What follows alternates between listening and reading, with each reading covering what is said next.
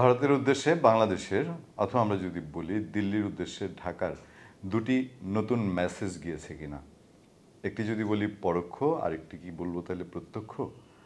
আমরা এর আগের দিন একটি কন্টেন্টে আপনাদেরকে স্বরাষ্ট্র উপদেষ্টা ব্রিগেডিয়ার জেনারেল অবসরপ্রাপ্ত সাখাওয়াত হোসেনের একটি বক্তব্য নিয়ে একটি কন্টেন্ট করেছিলাম। সেখানে বলেছিলাম যে তিনি বিজিবির উদ্দেশ্যে বলেছেন যে আর পিঠ দেখাবেন না, এবং তিনি এও বলেছেন যে আর কোনো কিছু নতুন কিছু সহ্য করা হবে না।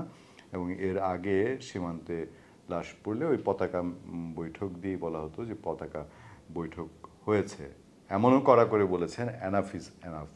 কার উদ্দেশ্যে এটা বলেছেন এটা সাধারণ জনতা হিসেবে বা সাধারণ দর্শক হিসেবে আপনারাই হয়তো বুঝে নেবেন।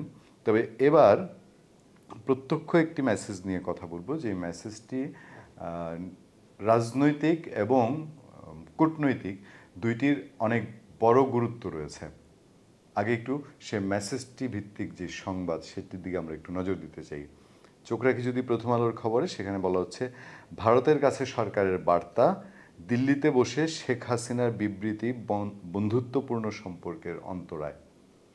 আপনারা জানেন বাংলাদেশের পদত্যাগী সাবেক প্রধানমন্ত্রী শেখ হাসিনা তিনি দিল্লিতে অবস্থান করছেন এবং সেখান থেকেই তিনি টুকটাক কথা বলছেন এবং তার দলীয় নেতাকর্মীদের সঙ্গেও টেলিফোনে বা অন্যান্য মাধ্যমে তিনি যোগাযোগ রাখছেন। তার প্রেক্ষাপটে তাৎক্ষণিক বাংলাদেশের দিক থেকে একটি রিয়েকশন এসছে। সেই রিয়েকশনটি হচ্ছে এরকম যে ভারতের রাজধানী দিল্লিতে বসে সাবেক প্রধানমন্ত্রী শেখ হাসিনা যেসব বিবৃতি দিচ্ছেন তার দুই নিকট প্রতিবেশী দেশের বন্ধুত্বপূর্ণ সম্পর্কের অন্তরায়, এটা কোনোভাবেই দুই দেশের সম্পর্কের জন্য সহায়ক নয়। অন্তর্বর্তীকালীন সরকারের এই বার্তা বুধবার মানে 14ই আগস্ট 2024 ঢাকায় নিযুক্ত ভারতের হাইকমিশনারকে জানানো হয়েছে। পররাষ্ট্র উপদেষ্টা মোহাম্মদ তৌহিদ হোসেন সাংবাদিকদের প্রশ্নের জবাবে এই কথা বলেছেন।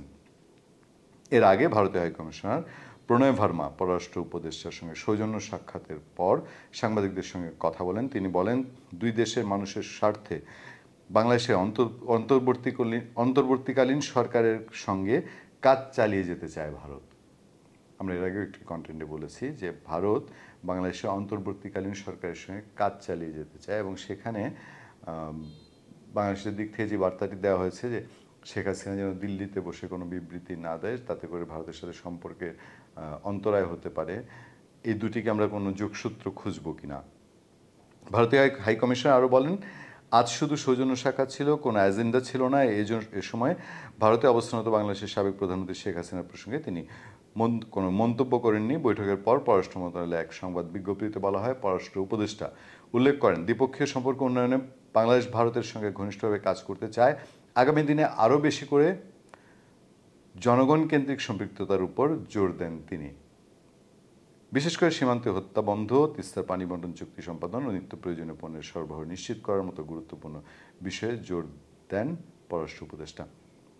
যেটি পররাষ্ট্র উপদেষ্টা জোর দিয়েছেন দুটি জটিল বিষয়, একটা হচ্ছে সীমান্তে হত্যা বন্ধ, ওই বরাবর যুগের পর যুগ আমরা শুনে আসছি।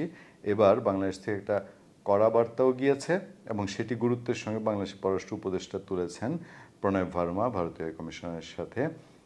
এটি একটি কঠিন দিক, এটির সমাধান বাংলাদেশের মানুষ দেখতে চায়। তিস্তার পানি বণ্টন যেটি ঝুলে আছে যুগের পর যুগ, সেটি নিয়ে এখন ভারত কী করে, সেটি নিয়ে তার অভ্যন্তরীণ সমস্যা সে কীভাবে সমাধান করে। মমতা বন্দ্যোপাধ্যায় পশ্চিমবঙ্গের মুখ্যমন্ত্রী, তার সাথে কেন্দ্রীয় সরকারের কী নতুন বোঝাপড়া হয় বাংলাদেশের নতুন সরকারের আমলে।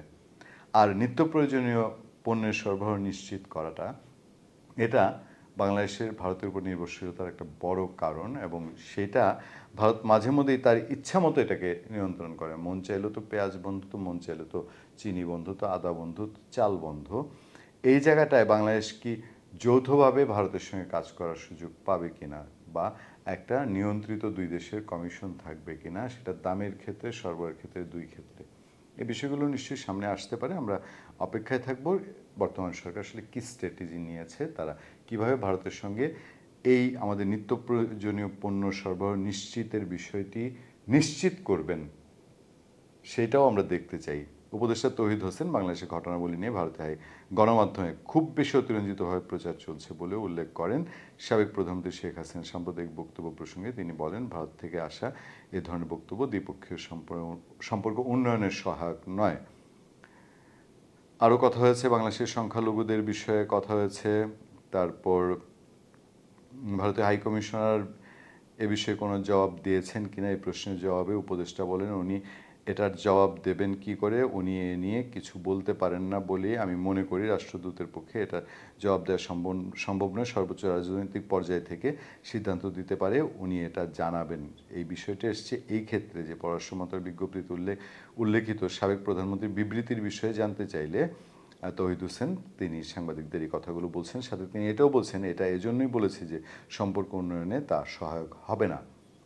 আমি তাকে ভারতের হাইকমিশনারকে বলেছি কারণ সরকারের অবস্থান এটাই, মানে সরকারের স্ট্র্যাটেজি হচ্ছে যে শেখ হাসিনা এখন যেখান থেকে যে বিবৃতি দেন সেইটা সরকারের কাছে গ্রহণযোগ্য কিনা সেটা নিশ্চয়ই ভারতীয় হাইকমিশনারকে ক্লিয়ার করা হয়েছে। তো মেসেজ পরিষ্কার যে শেখ হাসিনাকে এখানে রাজনৈতিকভাবে আনুষ্ঠানিক নিষিদ্ধ না করেও তার বিরুদ্ধে মামলা হচ্ছে, আন্তর্জাতিক অপরাধ ট্রাইব্যুনালে বিচার শুরু হওয়ার প্রক্রিয়ায় গেছে।